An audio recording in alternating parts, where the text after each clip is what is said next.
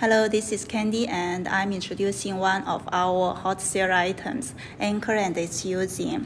Folding anchors, mushroom anchors, brush anchors, and the material and the surface are different. Stainless steel, iron steel, powder coated, hot dip galvanized, polished, and PVC coated. Of course, you could customize your own colors to humid environment using the most recommended is hot dip galvanized for best corrosion resistance and anti-rust.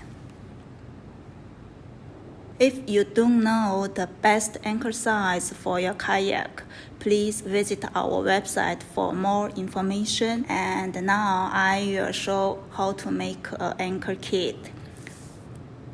This is folding anchor, and one type is to use high tensile nylon rope like this, and the other is to use chain to make the kit. Now I will show how to tie the chain to the anchor.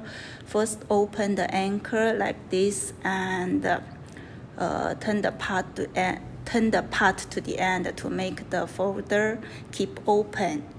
And using shackles to tie to connect the link, I'm using the screw type shackle and connect the chain to the anchor like this.